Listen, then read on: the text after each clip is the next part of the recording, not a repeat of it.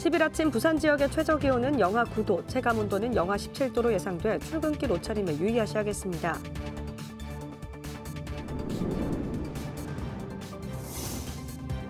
부산시가 지역 경제 살리기에 나섰습니다. 부산형 착한 결제 캠페인을 벌이고 전통시장 활성화에 134억 원을 투입합니다.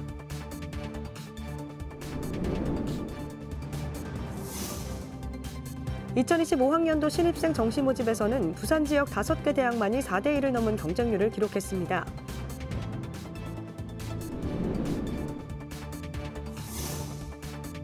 올해도 큰고니가 맥도 생태공원을 찾아왔습니다. 먹이를 찾아 이동한 건데 철새들의 작은 움직임을 가장 가까이에서 감상할 수 있습니다.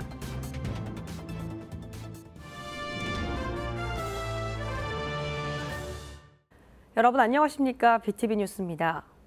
첫 소식입니다. 북쪽에서 찬 공기가 지속적으로 우리나라로 유입되면서 전국적으로 올겨울 들어 가장 강력한 한파가 찾아올 전망입니다. 특히 10일 아침 부산 지역의 최저기온은 영하 9도, 체감온도는 영하 17도로 예상돼 출근길 옷차림에 유의하셔야겠습니다. 박지한 기자입니다. 연못에 살얼음판이 만들어졌습니다.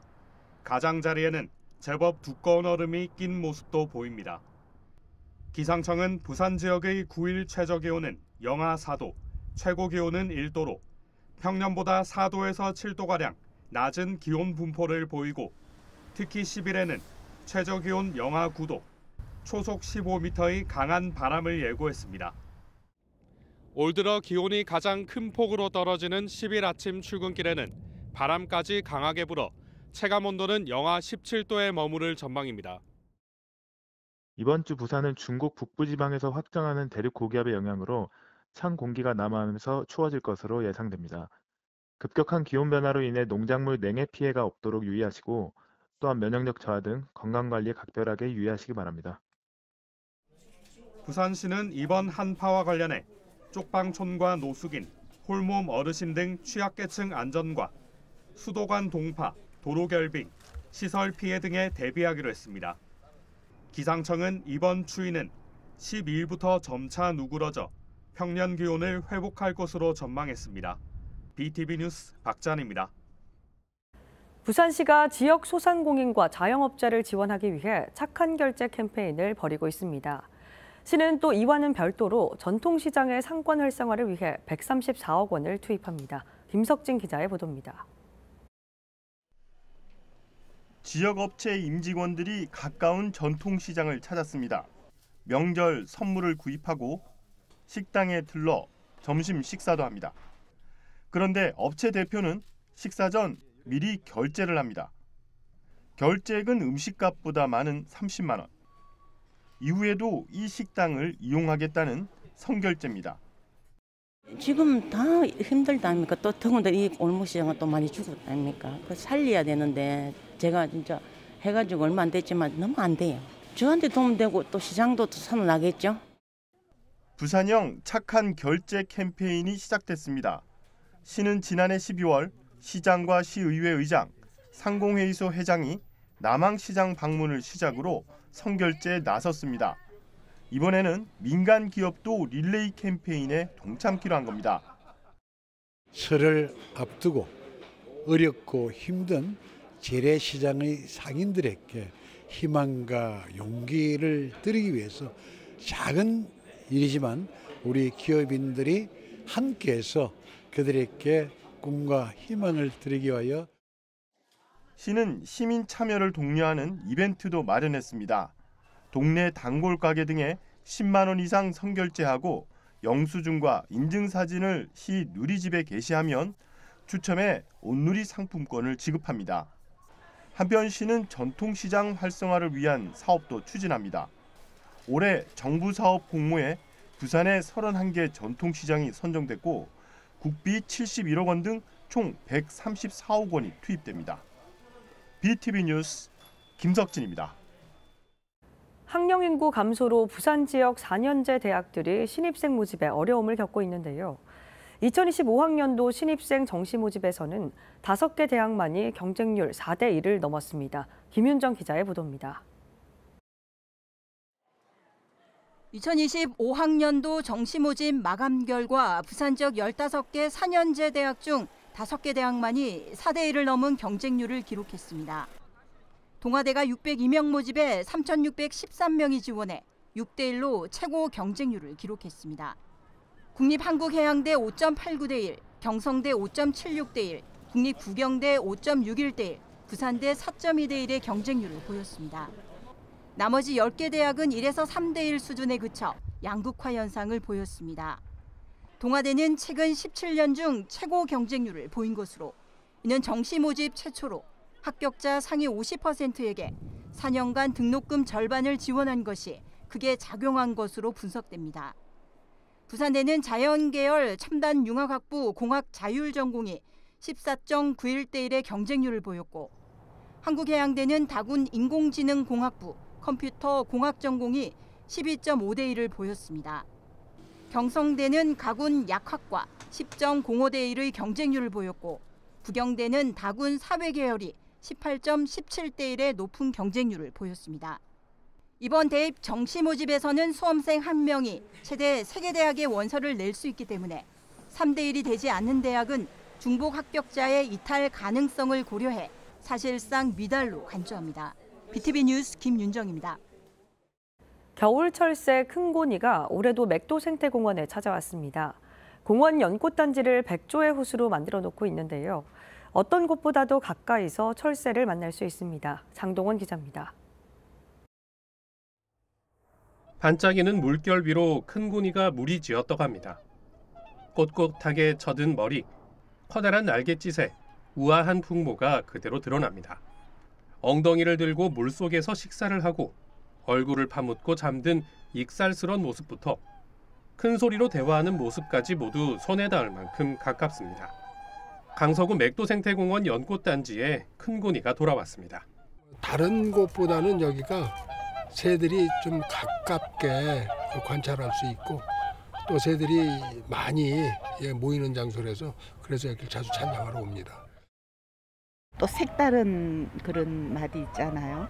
꽃과는 다른 또 새는 또 이제 또 날아다니는 그런 활동성을 보여주니까 참 좋아요.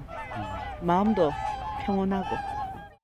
백조로도 불리는 큰고니는 멸종위기 야생동물 2급으로 지정된 천연기념물입니다. 주로 인적이 드문 을숙도 일대에서 겨울을 났지만 맥도생태공원에 먹이터가 조성되면서 이동한 겁니다. 하지만 산책로와 바로 맞닿아 있어 통행하는 차량과 인적은 새들에게 위협이 될 수 있습니다.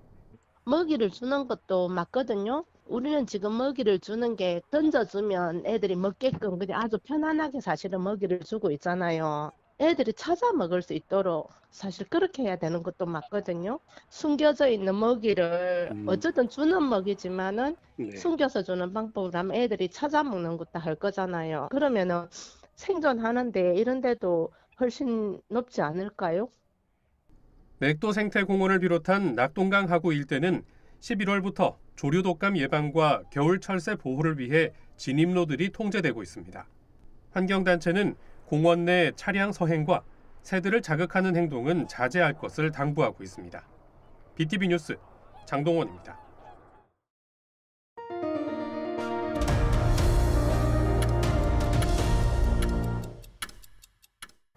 부산시교육청은 2025학년도부터 모든 학교에 1명씩 전문 상담교사 배치를 추진하기로 했습니다. 시교육청은 상담 인력이 미배치된 학교에는 기간제 전문 상담교사 81명, 사립고에는 27명 등 모두 126명을 추가해 확대 배치할 예정입니다. 또 위센터, 위클래스 학생 마음 건강 지원 역할 강화와 소아청소년 정신과 전문의가 함께하는 긴급 지원팀도 운영됩니다. 지난해 부산은 광역시 중 최초로 소멸 위험 단계로 분류되면서 그 어느 때보다 소멸 위기감이 컸습니다. 이런 상황 속에 부산 청년 인구가 1992년 이후 처음으로 인천보다 적은 것으로 나타났는데요. 제2의 도시라는 위상마저 위협받고 있는 모습인데 부산의 소멸 위기를 막을 골든타임은 얼마 남지 않은 모습입니다. 헬로티비 차선영 기자가 보도합니다. 지난달 12월 기준 부산 지역 청년 인구가 인천 지역 청년 인구보다 적은 것으로 나타났습니다. 2024년 12월 부산 15세에서 29세까지 주민등록 인구는 48만 5,710명으로 인천 48만 5,872명보다 122명 적은 수치를 기록한 겁니다. 통계 작성이 시작된 1992년 이후 처음 있는 일인데 당시 부산 115만 317명, 인천 58만 7,569명이었던 것과 비교하면 격세지감이 느껴질 정도입니다. 시도별 인구 이동 추이에서도 부산적 인구 감소 추세는 확연히 드러나고 있습니다. 지난해 11월 부산은 한 달간 809명이 타 시도로 유출된 반면 인천은 1,011명이 순유입됐습니다. 수도권 집중 현상이 심화하고 있는 상황이 이어지면서 청년들이 부산에 머무를 수 있도록 맞춤형 정책적 지원이 필요하다는 지적이 잇따랐습니다. 부산 지역의 전반적인 소득 수준이 낮은 게 문제인데요. 그래서 청년들의 실질 임금 보전을 위한 소득 지원 정책들이 확대될 필요가 있다고 생각이 듭니다. 예를 들면 복지 포인트 형태인 일하는 기쁨 카드의 적용 인원을 좀 확대하는 방안들.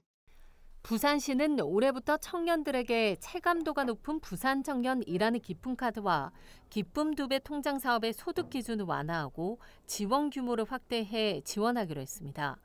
중소기업에 재직하는 청년에게 복지 포인트를 100만 원 지원하는 기쁨 카드 지원 규모를 1,610명에서 2,000명으로 늘리고 청년 본인 월 350여만 원 이하로 소득 기준을 완화했습니다. 기쁨 2배 통장 역시 지원 규모를 4,000명에서 6,000명으로 2,000명 확대했습니다. 시는 청년 일자리 지원 정책 등을 통해 지난해 2분기 기준 부산 청년층의 고용률이 46.6%로 역대 최대치를 기록하는 등 4년 전보다 10% 가까이 청년 고용률이 높아졌다고 발표하기도 했습니다. 부산시의 청년 지원 대책과 긍정적 고용 지표에도 청년 인구 감소는 가속화하며 제2의 도시의 위상마저 위협받고 있습니다.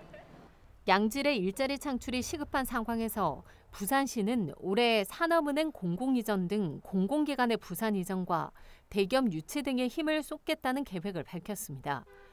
부산시가 청년 인구 붙잡기에 안간힘을 쓰고 있는 가운데 부산 인구 위기에 대응할 수 있는 골든타임이 얼마 남지 않은 모습입니다. 헬로티비 뉴스 차선영입니다. 연말 연시에 이어 설명절로 이어지는 요즘이 상인들에게는 대목의 시기라고 볼 수 있습니다. 하지만 탄핵 정국의 무한공항 제주항공 여객기 참사로 소비 심리가 움츠러들면서 지역 경제도 얼어붙었는데요. 부산 원도심의 대표 상권인 광복로의 상황도 다르지 않으면서 상인들의 한숨이 커지고 있습니다. 헬로티비 권정숙 기자의 보도입니다.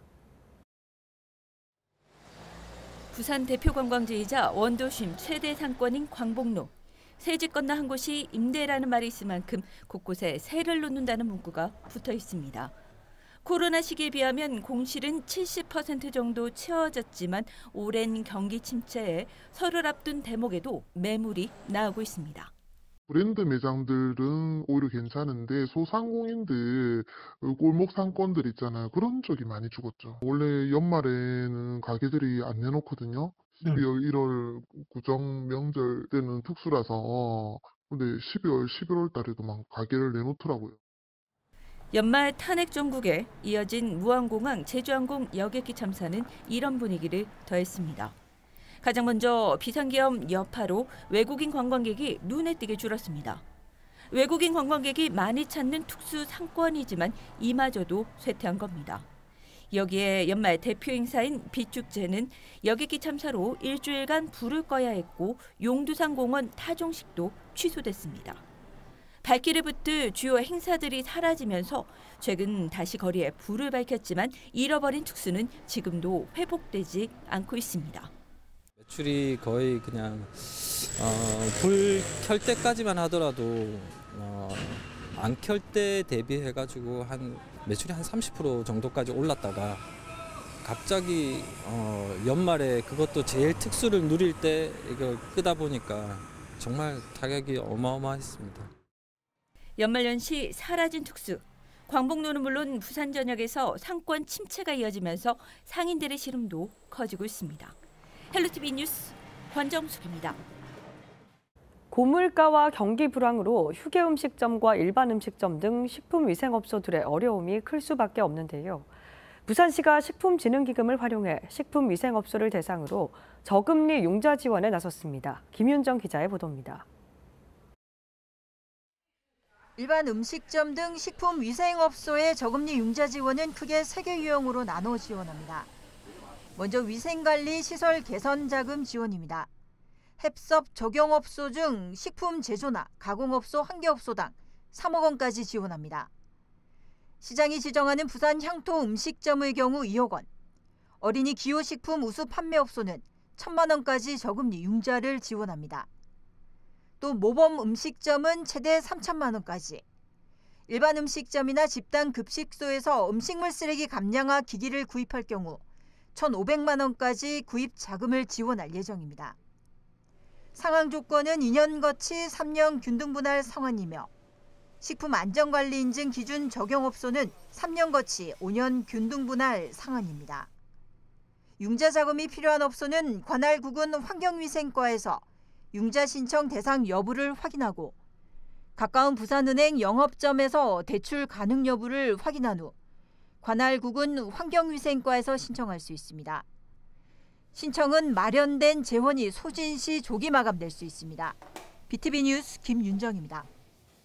부산시가 4하구 다대포 일원을 해양과 지역 문화 그리고 자연 생태가 어우러진 복합 해양 레저 관광 도시로 조성할 계획입니다. 이를 위해 민간과 협약을 맺고 정부 공모 사업에 참여키로 했습니다. 자세한 소식 김석진 기자가 전해드립니다. 부산 4하구 다대포 해수욕장변에 있는 다대소각장. 시는 지난해 이 부지 일대를 한 건설사에 매각했습니다. 이 기업은 이곳에 6천억 원을 투입해 약 400실 규모의 5성급 호텔 리조트를 지을 계획입니다. 완성되면 산과 바다 그리고 강이 어우러지고 일출과 일몰을 동시에 볼 수 있는 관광 숙박 시설이 될 전망입니다. 시는 이곳을 포함해 다대포 일원 약 40만 평 부지에 해양 관광단지를 조성합니다. 이를 위해 지난 6일 민간 기업과 투자 협약도 맺었습니다. 전체 사업비는 1조 원. 이 중 호텔 리조트 건립 등 민간 투자 비용만 8천억 원이 투입됩니다. 시는 해변에 마리나와 해수풀장, 인공 서핑 시설을 비롯해 해양 치유센터도 조성합니다. 이와 함께 해안선 정비와 해수욕장 편의시설도 확충할 계획입니다. 단지가 조성되면 해양 스포츠나 축제 개최를 비롯해 각종 콘텐츠 개발도 지원합니다. 이 그림이 맞춰지면 구 한진중공업 부지 재개발과 함께 서부산 관광의 동반 상승 효과가 기대됩니다. 시는 이번 협약을 통해 정부의 복합 해양 레저 관광도시 조성 사업 공모에도 참여할 계획입니다. 공모에 선정되면 기본 설계비를 포함해 1,000억 원의 국비를 확보해 사업이 탄력을 받게 될 전망입니다. BTV 뉴스 김석진입니다. 미나리를 재배할 때는 많은 물이 필요합니다. 때문에 어떤 물을 쓰느냐에 따라 상품성이 달라진다고 하는데요. 지하 150m 지점에 안반수를 끌어다 재배하는 대구시 달성군 화원읍의 미나리가 제철을 맞았습니다. 수확 현장에 천혜열 기자가 다녀왔습니다. 달성군 화원읍 미나리 재배단지. 2010년쯤부터 몇몇 농가가 미나리를 재배하기 시작한 것이 지금은 42농가까지 늘었습니다.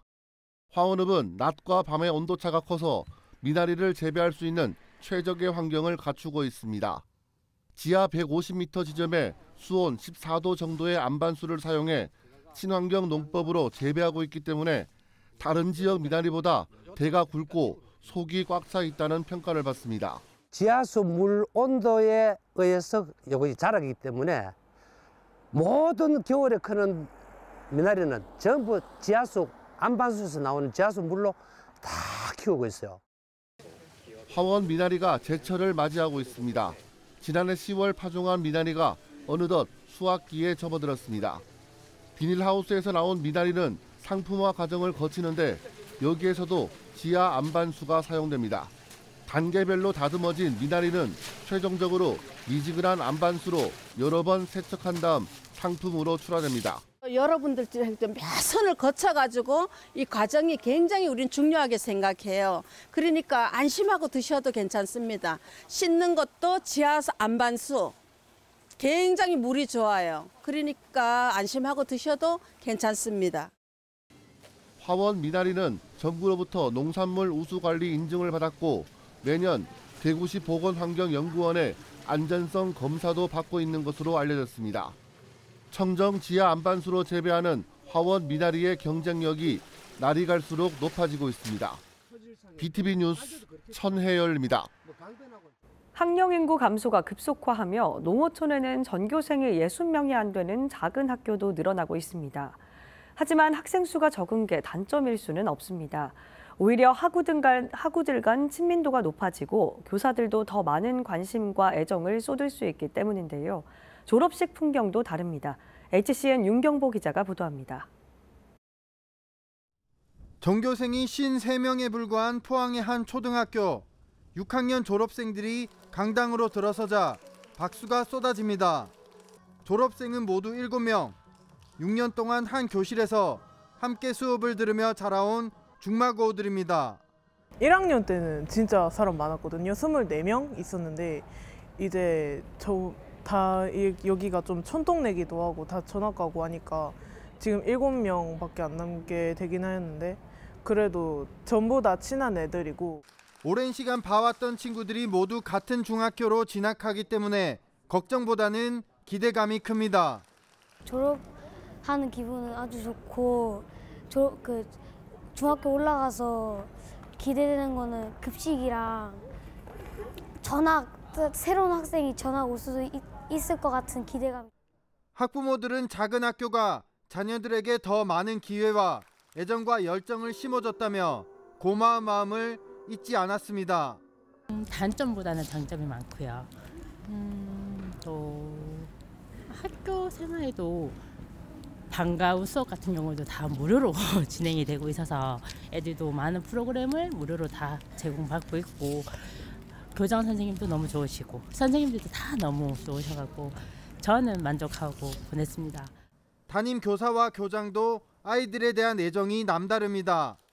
제가 5학년 때도 이 친구들을 맡았고 6학년에서 2년 연속 맡고 있는데 중학교 가서는 잔소리 같은 것 좀 해도 되나요? 중학교 가서 건강을 항상 잘 챙기고 앞에 군것질 좀 하지 말고.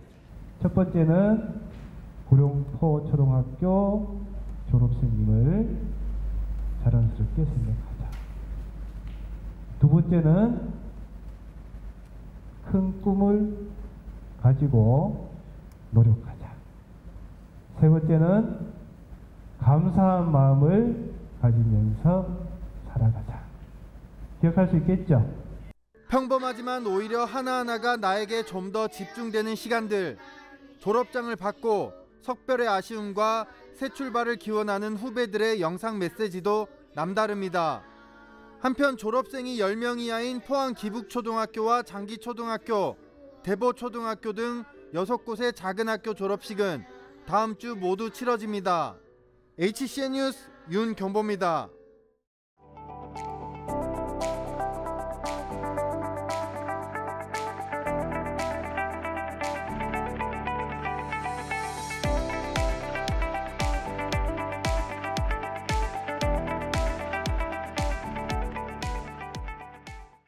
이상으로 BTV 뉴스를 마칩니다. 시청자에게 힘이 되는 뉴스로 다시 찾아뵙겠습니다. 고맙습니다. 채널 BTV